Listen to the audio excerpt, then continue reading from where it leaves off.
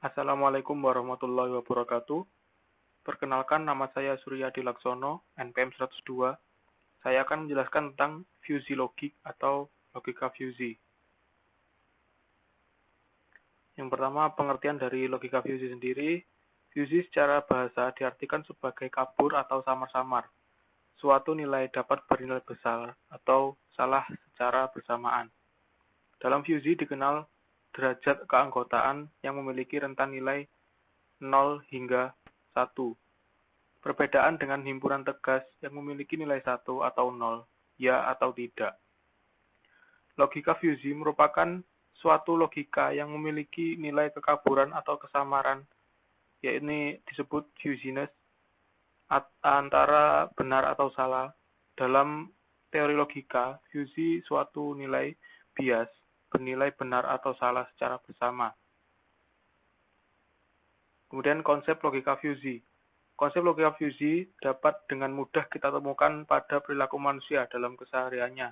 Misalnya, yang pertama, kita cenderung memberi hadiah kepada seorang dengan nilai tertentu sesuai dengan manfaat orang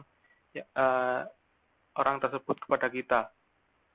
Kemudian, berapa besar nilai hadiah yang akan kita berikan? Itu masih samar. Kemudian yang kedua, pedal gas kendaraan akan kita tekan dengan tekanan tertentu sesuai kecepatan yang kita inginkan. Kemudian berapa besar tekanan yang kita berikan, itu juga masih samar-samar.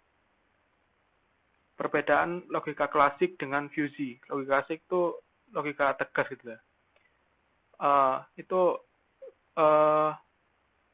Ketidakjelasan bisa dibagi menjadi 5 kelompok, yakni keambiguan, terjadi karena suatu kata atau istilah memiliki makna lebih dari satu.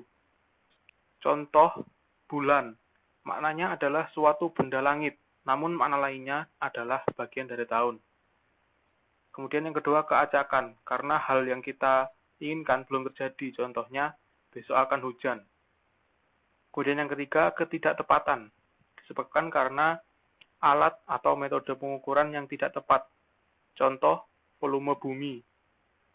Kemudian yang keempat, ketidaklengkapan.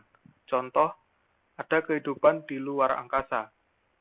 Yang kelima, kekaburan semantik, yakni akibat suatu kata atau istilah memiliki makna yang tidak dapat didefinisikan secara tegas. Contoh, cantik, pandai, dan sebagainya. Dari kelima kelompok yang tadi, dapat dikatakan bahwa pembahasan logika fusi berada pada kekaburan semantik. Kekaburan semantik pasti ada dalam kehidupan manusia. Bahkan, kita sering mengambil keputusan dari kondisi kekaburan semantik. Aturan fusi if-then. Metode penalaran secara monoton digunakan sebagai dasar untuk teknik implikasi fusi. Meskipun penalaran ini sudah jarang sekali digunakan, namun kadang masih digunakan untuk penskalaan fusi. Aturan fusi if-then, atau disebut juga aturan fusi implikasi, atau pernyataan kondisi fusi, adalah aturan yang digunakan untuk merumuskan relasi kondisional antara dua atau lebih himpunan fusi. Aturan fusi if-then. Bentuk umumnya, if x1 is A1, and x2 is A2, hingga xn is AN, then y is B. xi, yi itu skalar, dan AB adalah himpunan fusi. Ada dua fungsi implikasi yang digunakan, yaitu min atau minimum. Fungsi ini akan memotong output konsekuen himpunan fusi. Kemudian yang kedua ada dot, itu produk. Fungsi ini akan mengskala output himpunan fusi. Kemudian gambar di atas itu adalah contoh implementasi aplikasi menggunakan fungsi min dan fungsi dot. Itu yang A menggunakan fungsi min dan B menggunakan fungsi dot. Alasan digunakan logika fusi. Yang pertama, konsep logika fusi mudah dimengerti. Konsep matematis yang mendasari penalaran fusi sangat sederhana dan mudah dimengerti.